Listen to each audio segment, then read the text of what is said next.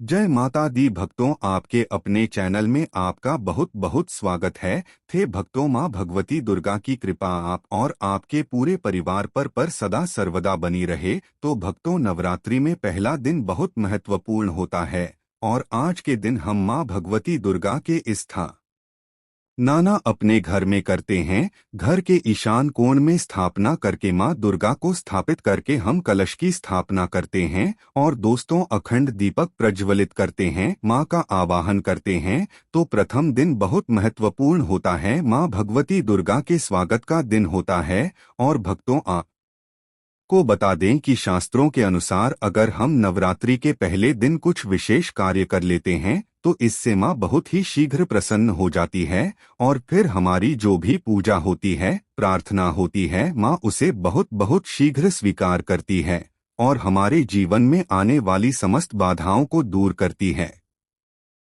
समस्त कामनाओं को पूर्ण करती हैं। तो आज की वीडियो में हम आपसे बात करने वाला हूं कि नवरात्रि के पहले दिन हमेशा क्या करे रहे हैं, जिससे कि भक्त माता रानी की कृपा हमें बहुत शीघ्र मिल जाए और हमारे जीवन में सुख समृद्धि धन वैभव की प्राप्ति हो, संतान की प्राप्ति हो या फिर अगर की किसी भी विशेष कामना से अपनी माँ की पूजा आराधना कर रहे हैं, कोई भी आपकी ऐसी कामना है जो चाहते हैं कि माँ शीघ्र ही पूर्ण कर देंगे, तो नवरात्रि के दिन माँ को शीघ्र प्रसन्न करने के लिए आपको इन बातों का ध्यान जरूर रखना चाहिए। तो भक्तों, आपसे निवेदन है कि वीडियो को पूरा जरूर देख ली और अगर आपको आज की वीडियो अच्छी लगे तो लाइक भी कीजिए, शेयर भी कीजिए फैमिली फ्रेंड्स के साथ। और चैनल पर पहली बार आए हैं, अगर अभी तक आपने हमारे चैनल प्राचीन ज्ञान को सब्सक्राइब नहीं किया है तो चैनल को सब्सक्राइब करके बेल को जरूर प्रेस कर लीजिए। इससे यह होगा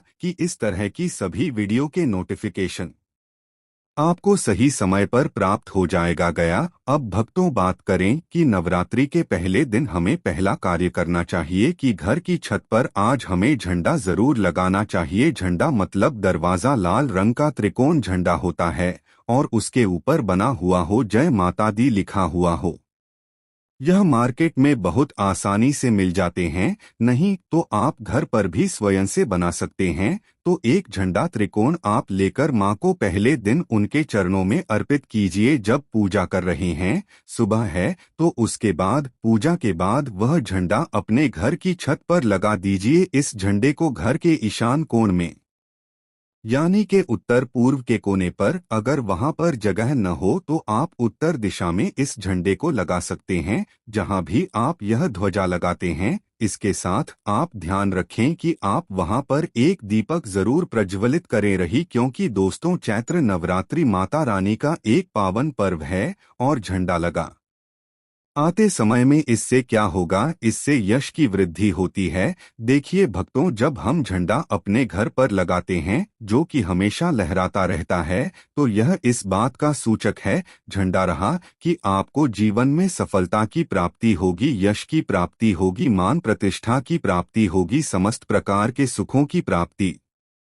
होगी, मान सम्मान यश प्रतिष्ठा धन की वृद्धि सुख समृद्धि सभी प्रकार की जो चीजें हैं वह प्राप्त हो जाती है।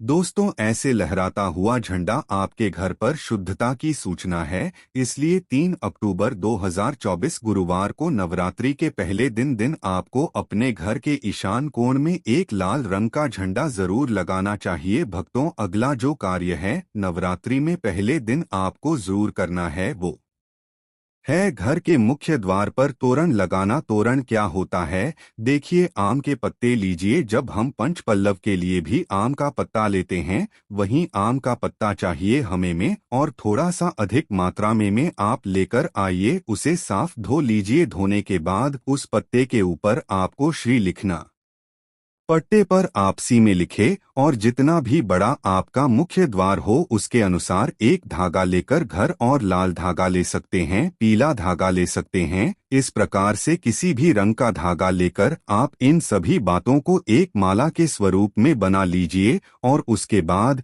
यह अपने घर के मुख्य द्वार पर लगा दीजिए।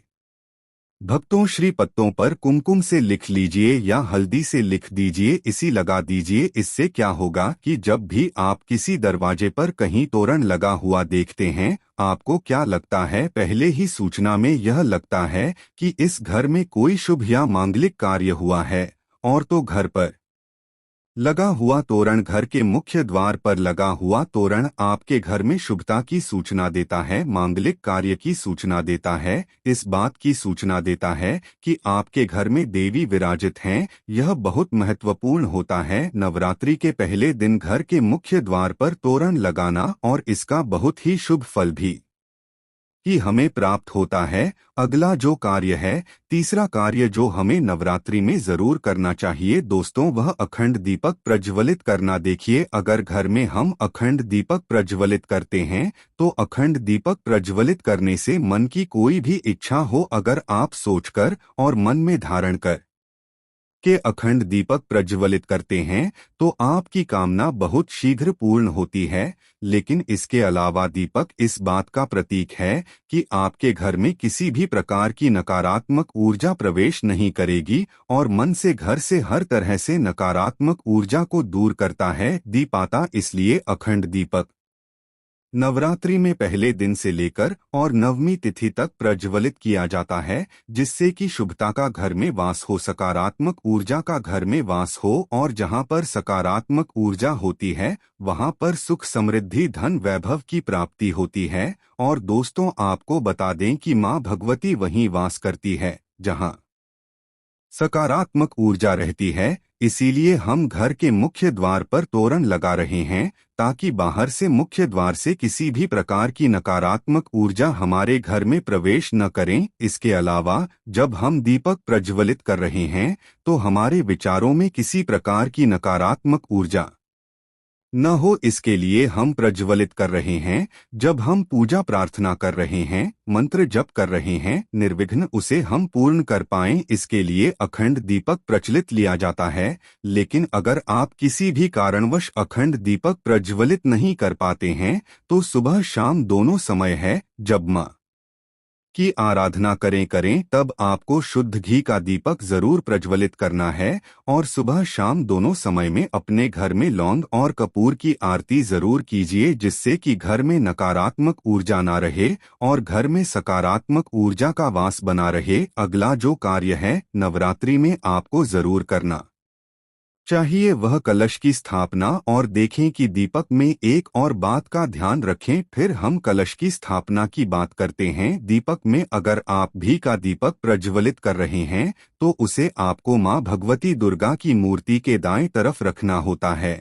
और अगर आप तेल का दीपक प्रज्वलित करते हैं तो मां भगवती दुर्गा के बाईं तरफ आपको तिल तेल का दीपक रखना चाहिए। तो इस प्रकार से दीपक का आप ध्यान रखें, जब भी आप तिल तेल या फिर घी का दीपक प्रज्वलित करते हैं तो उसे सही दिशा में सही स्थान पर रखना चाहिए। कि और अगला जो कार्य है घट स्थापना करना, यानी कलश की स्थापना करना। तीखी कलश की स्थापना जब हम करते हैं नवरात्रि में, कलश में हम सभी देवी देवताओं का आवाहन करते हैं। सभी देवी देवताओं का पूजन मां भगवती के साथ ही हम प्रतिदिन करते हैं। इस प्रकार से जब 9 दिनों तक लगातार हम समस्त देवी देवताओं का पूजन करते हैं, घर में आवाहन करके विधि विधान से विशेष रूप से हम उनकी आराधना करते हैं। क्योंकि जब हम मां का पूजन करते हैं पहले हम कलश का पूजन करते हैं, धूप दीप नैवेद्य चीजें हम मां को अर्पित करते हैं, विधि विधान से चाहिए। और इसके साथ ही कलश को भी हम इसी प्रकार से अर्पित करते हैं। तो सभी देवी देवताओं की विशेष पूजा हम 9 दिनों तक कर रहे हैं तो हमारे जीवन में किसी भी प्रकार की कोई बाधा दूर होती है, और कोई भी हमारी विशेष काम न हो तो अवश्य पूर्ण होती है। तो कलश की स्थापना हमें जरूर करनी चाहिए। अगर संभव हो तो नवरात्रि के प्रथम दिन जो अगला जरूरी काम हमें करना है वो है जवारे होना, यानी कि सप्तधान्य बोना, जो कि हम मिट्टी में थोड़े से जॉब होते हैं जो कि हरे हो जाते हैं।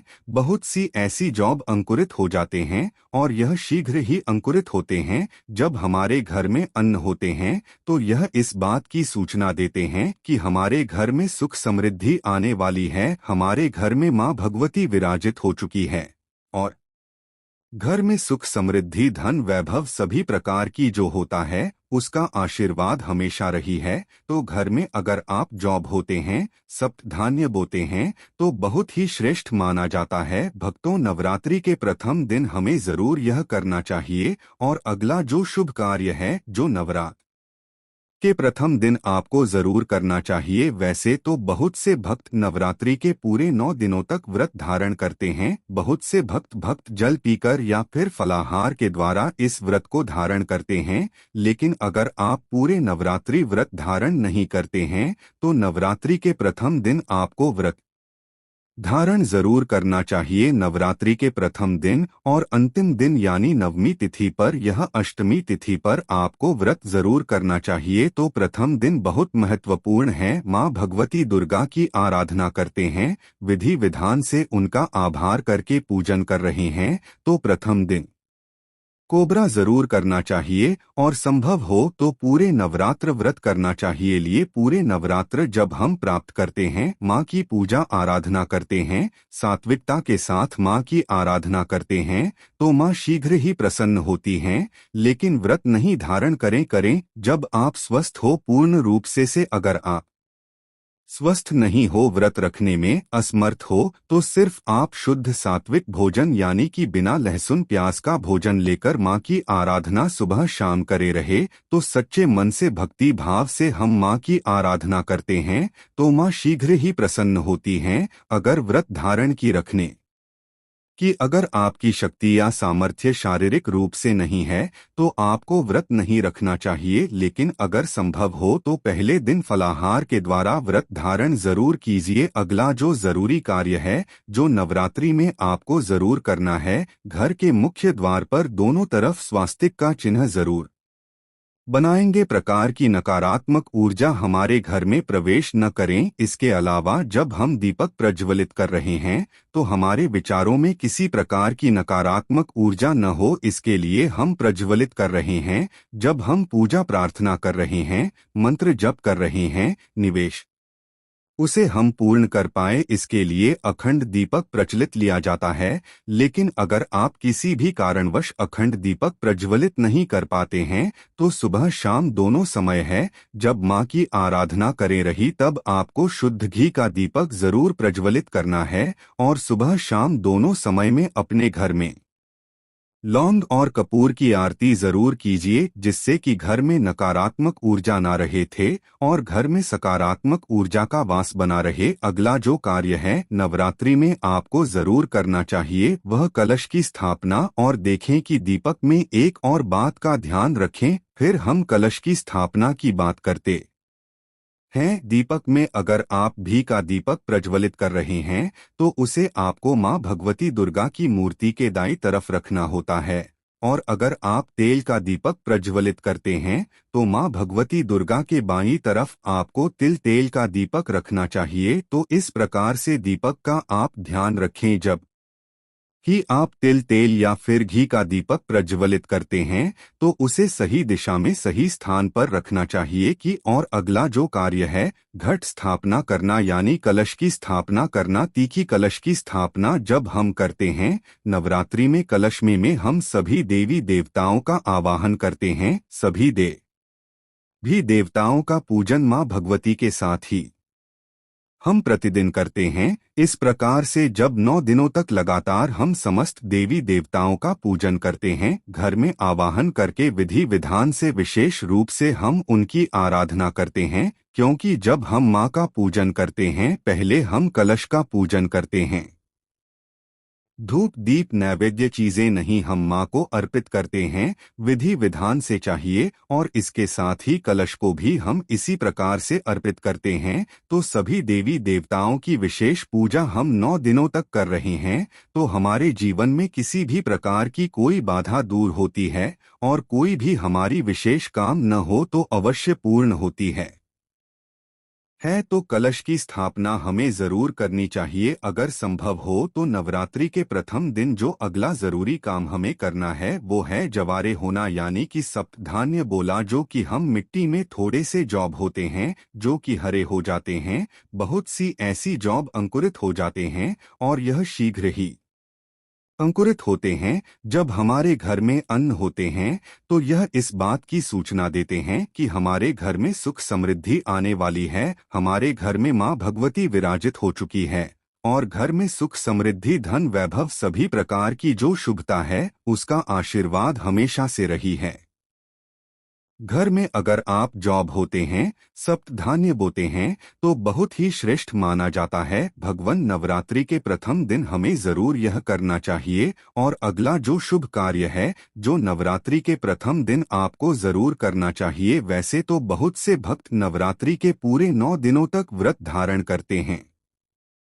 बहुत से भक्त जल पीकर या फिर फलाहार के द्वारा इस व्रत को धारण करते हैं। लेकिन अगर आप पूरे नवरात्र व्रत धारण नहीं करते हैं तो नवरात्रि के प्रथम दिन आपको व्रत धारण जरूर करना चाहिए। नवरात्रि के प्रथम दिन और अंतिम दिन यानी नवमी तिथि पर, यह अष्टमी तिथि पर आपको व्रत जरूर करना चाहिए। तो प्रथम दिन बहुत महत्वपूर्ण है। माँ भगवती दुर्गा की आराधना करते हैं, विधि विधान से उनका आभार करके पूजन कर रहे हैं, तो प्रथम दिन आपको व्रत जरूर करना चाहिए और संभव हो तो पूरे नवरात्र व्रत करना चाहिए। लिए पूरे नवरात्र जब हम प्राप्त करते हैं माँ की पूजा आराधना करते हैं, सात्विकता के साथ माँ की आराधना करते हैं, तो माँ शीघ्र ही प्रसन्न होती हैं। लेकिन व्रत नहीं धारण करें जब आप स्वस्थ हो पूर्ण रूप से अगर आप स्वस्थ नहीं हो, व्रत रखने में असमर्थ हो, तो सिर्फ आप शुद्ध सात्विक भोजन यानी कि बिना लहसुन प्याज आज का भोजन लेकर माँ की आराधना सुबह शाम करे रहे तो सच्चे मन से रही है। भक्ति भाव से हम माँ की आराधना करते हैं तो माँ शीघ्र ही प्रसन्न होती हैं। अगर व्रत धारण की रखने की अगर आपकी शक्ति या सामर्थ्य शारीरिक रूप से नहीं है तो आपको व्रत नहीं रखना चाहिए। लेकिन अगर संभव हो